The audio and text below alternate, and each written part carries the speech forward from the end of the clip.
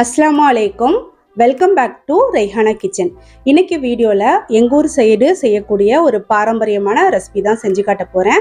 எங்கூர் அப்படின்னு பாத்தீங்கன்னா இங்க காரைக்கால், நாகூர், நாகப்பட்டினம், திட்டச்சேரி இது சுத்தில இருக்கிற எல்லா ஊர்கள்லயுமே இந்த ரெசிபி வந்து பாரம்பரியமா செய்வாங்க.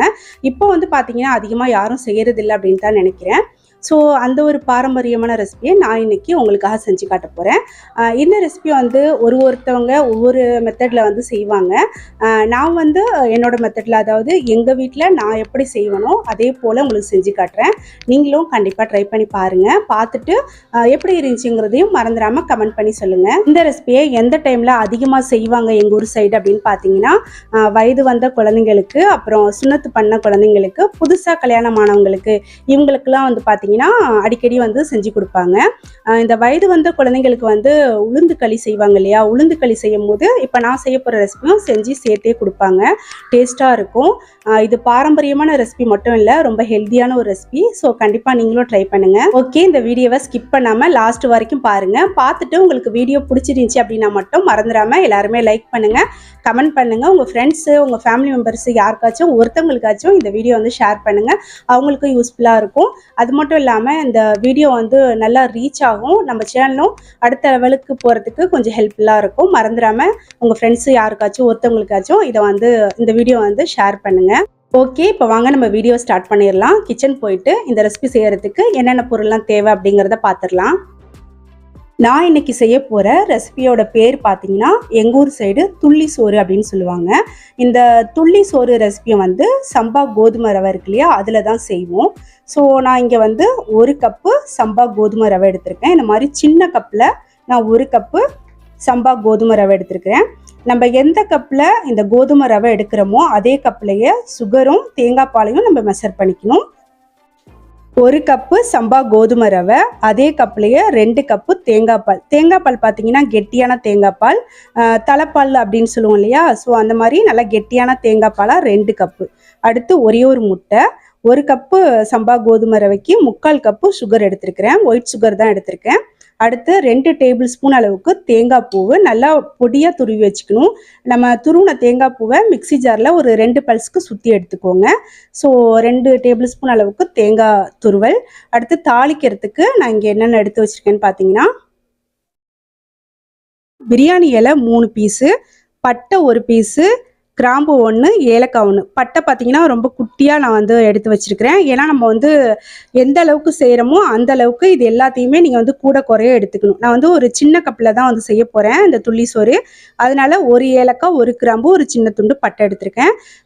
4 பாதாம் எடுத்திருக்கேன். ஒரு 10 முந்திரி, கொஞ்சமாக ஒரு 10லேருந்து 12 உலர் திராட்சை எடுத்திருக்கிறேன். இதுதான் இதுக்கு தேவையான பொருள். மற்ற பொருள்லாம் வந்து நான் அந்த ரெசிபி செய்யும் போது உங்களுக்கு வந்து சொல்கிறேன். ஸோ இது எல்லாத்தையுமே நீங்கள் ரெடி பண்ணி வச்சுக்கோங்க. இப்போ நம்ம வந்து ஸ்டவ் ஆன் பண்ணிடலாம். இப்போ நான் ஸ்டவ் ஆன் பண்ணிவிட்டு சிம்மில் வச்சுருக்கேன். குக்கரில் தான் நம்ம வந்து செய்ய போகிறோம். ஸோ குக்கர் எடுத்து வச்சுக்கோங்க. குக்கரில் செய்யலை அப்படின்னாக்கா நீங்கள் வந்து ஒரு அடிகனமான பாத்திரம் கூட யூஸ் பண்ணிக்கலாம். குக்கரில் செஞ்சோம் அப்படின்னா கொஞ்சம் சீக்கிரமாகவே வேலை முடிஞ்சிடும். இப்போ இதில் நான் வந்து 1.5 ஸ்பூன் நெய் சேர்த்துக்கிறேன்.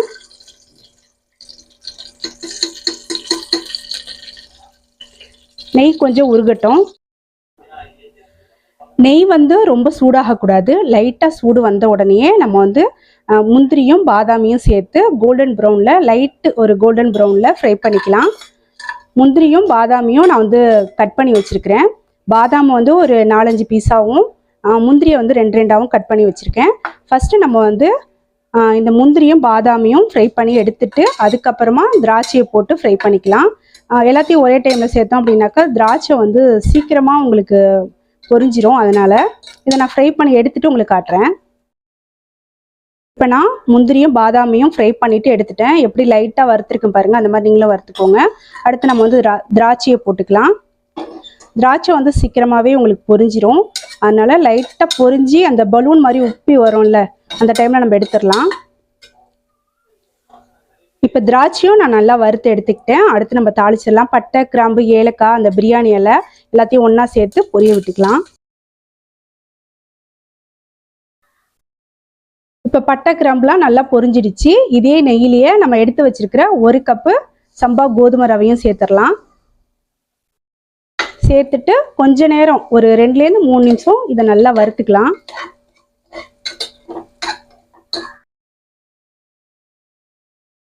ஒரு 3 நிமிஷத்துக்கு நல்லா இதை வறுத்துட்டேன். கோதுமை வந்து நல்லா வறுப்பட்டுருச்சு. அடுத்து இதில் நம்ம வந்து எடுத்து வச்சிருக்கிற தேங்காய் பால் இருக்கு இல்லையா, 2 கப்பு தேங்காய் பால் எடுத்து வச்சிருக்கோம். அதை வந்து நம்ம சேர்த்துக்கலாம். சேர்த்து நல்லா மிக்ஸ் பண்ணி விட்டுருங்க. இந்த மாதிரி நல்லா மிக்ஸ் பண்ணிட்டு இதை நம்ம வந்து மூடி வச்சிடலாம். மூடி வைக்கிறதுக்கு முன்னாடி ஒரு பிஞ்ச் அளவு சால்ட்டு, கால் டீஸ்பூனை விட ரொம்ப கம்மியாக வந்து சேர்த்துக்கோங்க. அந்த இனிப்பை வந்து எடுத்து காட்டணும் இல்லையா, அதுக்காக. ஸோ மறுபடியும் நல்லா கலந்துக்கிறேன் நான். இதை வந்து நம்ம மூடி வச்சிடலாம்.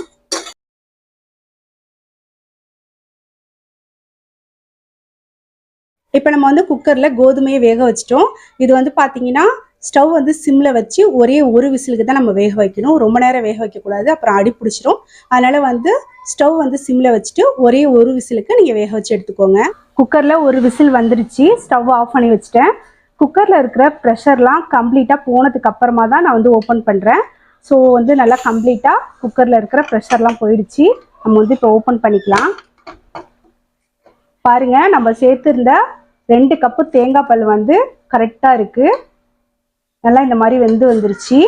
நல்லா பூ மாதிரி நம்ம சேர்த்துருந்த அந்த தேங்காய் பாலோட கோதுமை பாருங்கள் நல்லா சூப்பராக வந்துருச்சு. ஒரு டைம் வந்து இந்த மாதிரி நல்லா கலந்துக்கலாம். கலந்துட்டு இப்போ நம்ம வந்து சுகர் சேர்த்துக்கலாம். நம்ம வந்து ஒரே ஒரு விசிலுக்கு தான் வேக வச்சோம். அது எப்படி கரெக்டாக நல்லா வெந்துருச்சு பாருங்கள். ஸோ மறந்துடாமல் நீங்களும் ஒரே ஒரு விசிலுக்கு மட்டும் வேக வச்சுக்கோங்க. ஸ்டவ் வந்து சிம்மில் வச்சு தான் வேக விடணும். இப்போ திரும்பவும் நம்ம வந்து ஸ்டவ் ஆன் பண்ணி சிம்மில் வச்சுட்டு நம்ம எடுத்து வச்சிருக்கிற சுகர் வந்து சேர்த்துக்கலாம். சுகர் பார்த்தீங்கன்னா உங்களோட டேஸ்ட்டுக்கு ஏற்ற மாதிரி நான் வந்து 1 கப்பு கோதுமைக்கு 3/4 கப்பு எடுத்துருக்கிறேன். இதை விட கம்மியாவோ இல்லை அதிகமாகவோ நீங்கள் சேர்க்கணும் அப்படின்னு நினச்சிங்கன்னா உங்கள் டேஸ்ட்டுக்கு ஏற்ற மாதிரி சேர்த்துக்கோங்க. சுகர் சேர்த்து ஒரு 2லேருந்து 3 நிமிஷம் நல்லா இந்த மாதிரி கலந்து விட்டுருங்க. சுகர் சேர்த்த உடனே இந்த மாதிரி லைட்டாக இலைகளாக வரும். அதுக்கு ஒன்றும் நம்ம பயப்பட தேவையில்லை. திரும்பவும் அது வந்து நல்லா ட்ரை ஆகிடும். இந்த மாதிரி கலந்து விட்டுக்கணும். மறுபடியும் நான் வந்து உங்களுக்கு சொல்லிக்கிறேன். நம்ம வந்து குக்கரில் இருக்கிற ப்ரெஷர்லாம் கம்ப்ளீட்டாக போனதுக்கு அப்புறமா தான் ஓப்பன் பண்ணணும். இப்போ வந்து பார்த்தீங்கன்னா சுகர் வந்து நல்லா வந்து கலந்து விட்டாச்சு ஒரு 2-3 நிமிஷத்துக்கு. அடுத்து லாஸ்ட்டாக இதில் நம்ம வந்து ஒரே ஒரு முட்டையை வந்து நம்ம நல்லா அடிச்சுட்டு சேர்த்துக்கலாம். நம்ம ஒரு முட்டை எடுத்து வச்சுருந்தோம் இல்லையா, அதை வந்து நல்லா இந்த மாதிரி அடித்து கலந்துட்டு சேர்த்துக்கலாம். இதில் எதுவுமே சேர்க்க தேவையில்லை. ஜஸ்ட் ஒரு முட்டையை வந்து நல்லா கலந்துட்டு சேர்த்துக்கலாம். நாட்டுக்கோழி முட்டை இருந்துச்சுனாக்கா நீங்கள் அதை வந்து சேர்த்துக்கோங்க. ஏன்னா அப்போல்லாம் பார்த்தீங்கன்னா நாட்டுக்கோழி முட்டை தான் சேர்ப்பாங்க. இப்போ என்கிட்ட நாட்டுக்கோழி முட்டை இல்லை, அதனால நான் கடையில் வாங்கின முட்டை தான் சேர்த்துருக்குறேன். அடுத்து இதை வந்து நம்ம மூடி வச்சுக்கலாம். அந்த கேஸ் கட்டு விசில் எதுவுமே போட தேவையில்லை. சும்மா அந்த மாதிரி மூடி வச்சுக்கலாம். ஒரு 5-6 நிமிஷத்துக்கு அப்புறமா நம்ம ஓப்பன் பண்ணி பார்க்கலாம். இப்போ ஒரு 5 நிமிஷத்துக்கு அப்புறமா நான் ஓப்பன் பண்ணிக்கிறேன். பாருங்க, நம்ம சேர்த்துருந்த முட்டை வந்து எப்படி வெந்திருக்குண்டு. சேர்த்துட்டு இதை வந்து நம்ம கலந்துக்கலாம். ஏன்னா ரொம்ப நேரம் அப்படியே விட்டுட்டோம்னாக்கா அடி பிடிச்சிரும். அதனால இந்த மாதிரி கலந்துட்டு திரும்பவும் வந்து நம்ம ஒரு 5 நிமிஷத்துக்கு வச்சிடலாம். முட்டை சேர்த்து தான் செய்யணும் அப்படிங்கிற அவசியம் எதுவும் கிடையாது. உங்களுக்கு விருப்பம் இருந்தால் மட்டும் முட்டை சேர்த்துக்கோங்க, இல்லைன்னா முட்டையை வந்து ஸ்கிப் பண்ணிக்கலாம். மற்றது வந்து எல்லாமே நம்ம வந்து எப்படி செஞ்சோமோ அதே மெத்தடில் நீங்கள் செஞ்சுக்கலாம். ஒரு 5 நிமிஷம் இருக்கட்டும். இப்போ ஒரு 5 நிமிஷம் ஆயிடுச்சு. ஓப்பன் பண்ணிடலாம். முட்டை எல்லாமே நல்லா வெந்துருச்சு. இந்த ரெசிபியை கண்டிப்பாக நீங்கள் வந்து தேங்காய் பாலில் தான் செய்யணும். தேங்காய் பாலில் செஞ்சால் தான் அந்த டேஸ்ட்டும் மனமும் நல்லா கிடைக்கும். அப்படி தான் பாரம்பரியமாக செய்வாங்க. ஸோ அதனால் நீங்கள் தேங்காய் பால்லையே கண்டிப்பாக வந்து செய்யுங்க. இப்போ இதை நல்லா நம்ம வந்து கலந்து விட்டுக்கலாம். மேலே இருக்கிறது அடியில் போகிற மாதிரி, அடியில் இருக்கிறது மேலே வர மாதிரி நல்லா கலந்துக்கணும். இப்போ நல்லா கலந்துட்டு ஸ்டவ் ஆஃப் பண்ணிட்டேன். இது கூட லாஸ்ட்டாக நம்ம வந்து துருவி வச்சிருக்கிற தேங்காய் சேர்த்துக்கலாம். அப்புறம் இன்னொரு விஷயம் சொல்கிறேன். சப்போஸ் நீங்கள் வந்து முட்டை சேர்க்காமல் செய்கிறீங்க அப்படின்னாக்கா, நம்ம வந்து சுகர் சேர்த்தோம் இல்லையா, சுகர் வந்து நல்லா மெல்ட் ஆகி லைட்டாக உங்களுக்கு ஒரு மாதிரி கெட்டியாக வரும் பாருங்க. அந்த டைமில் ஸ்டவ் ஆஃப் பண்ணிவிட்டு அப்படியே வச்சுருங்க. வச்சு ஒரு 5-6 நிமிஷத்துக்கு அப்புறம் ஓப்பன் பண்ணிங்கன்னா கொஞ்சம் நல்லா ட்ரை ஆகிடும். இப்போ நம்ம வந்து அந்த தேங்காய் பூ வந்து சேர்த்துக்கலாம். தேங்காய் பூவையே சேர்த்துட்டு முந்திரி பாதாம் இதையும் நம்ம வந்து சேர்த்துக்கலாம்.